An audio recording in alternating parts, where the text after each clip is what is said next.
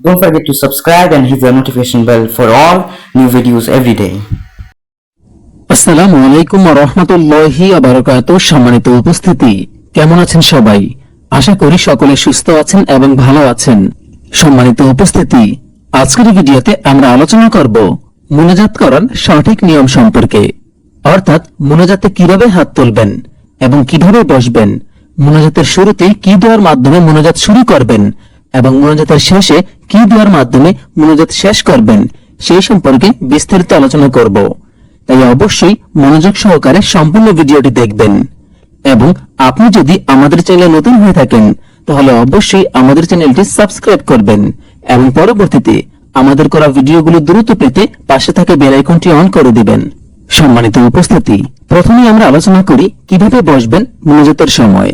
যখনই মুনাজাত করবেন আপনি সুন্নাত তরিকায় বসবেন, অর্থাৎ নামাজে যেভাবে বসেন, আপনি বৈঠক করার সময় নামাজ আপনি যেভাবে বসেন ঠিক সেভাবে বসবেন।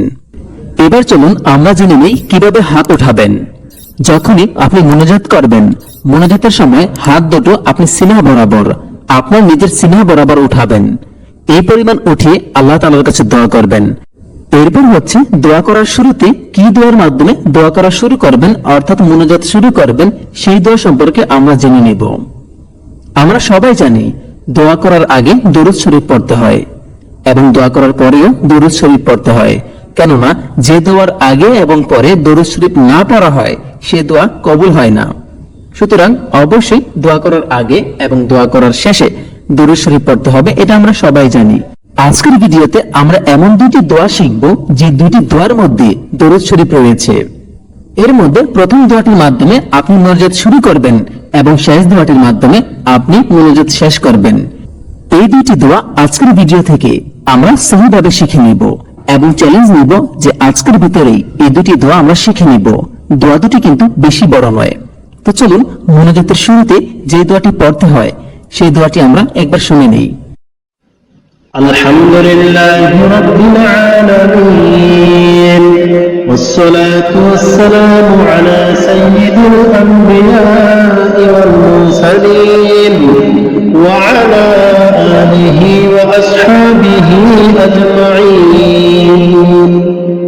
এই দোয়াটির মধ্যে দরুদ শরীফ এবং আল্লাহ তাআলার প্রতি প্রশংসা একসাথে করা হয়েছে। সুতরাং আপনি একটি দোয়ার মাধ্যমে দুইটি সুযোগ পেয়ে গেলেন। এবার চলুন আমরা শিখে নিই মুনাজাতের শেষে কি দোয়া পড়তে হয়, কি দোয়ার মাধ্যমে মুনাজাত শেষ করতে হয়। سبحان ربك رب العزة عما يصفون وسلام على المرسلين والحمد لله رب العالمين। এই দোয়াটির মাঝেও কিন্তু দরুদ পাঠ করা হয়েছে এবং আল্লাহ তাআলার প্রতি প্রশংসা করা হয়েছে। সুতরাং দোয়া করার আগে যে দরুদ পড়তে হয় এবং দোয়া করার পরেও যে দরুদ পাঠ করতে হয়, এই দুইটি কিন্তু আপনি একসাথে পাচ্ছেন দুইটি দোয়ার মাধ্যমে। সুতরাং আপনি কেন এই সুযোগটি হাতছাড়া করবেন, যেখানে একটি দোয়ার মাঝে আল্লাহ তাআলার প্রশংসা রয়েছে এবং দরুদ শরীফও রয়েছে। সুতরাং কষ্ট করে হলেও আজকের ভিতরে চ্যালেঞ্জ নিন যে আমি আজকেই এই দুটি দোয়া মুখস্থ করে নিব। দোয়া দুটি কিন্তু খুবই সংক্ষিপ্ত, আপনার মুখস্থ করতে বেশিক্ষণ লাগবে না। তো যারা ভিডিওটি দেখার পর চ্যালেঞ্জ নিলেন যে এই দোয়াটি আপনি শিখবেন, তারা অবশ্যই কমেন্ট করে জানাবেন। এবং আরেকটি কথা না বললেই নয়, যখনই আপনি দোয়া করবেন অবশ্যই আল্লাহর প্রতি সম্পূর্ণ ধ্যান এবং মনোযোগ দিয়ে দোয়া করবেন এবং কয়েকবার দোয়া করার শুরুতে ইস্তেগফার পড়ে নেবেন, নিজের পাপের জন্য ক্ষমা চেয়ে নেবেন। এটি কিন্তু উত্তম, কারণ আপনি যদি আল্লাহ তাআলার কাছে ক্ষমা চেয়ে দোয়া করেন তাহলে অবশ্যই আল্লাহ তাআলা আপনার দোয়া কবুল করে নেবেন। আজকে এই পর্যন্তই, ভালো থাকবেন সবাই। আসসালামু আলাইকুম ওয়া মা তাওফিক ইল্লা বিল্লাহ। Thanks for watching. Don't forget to subscribe.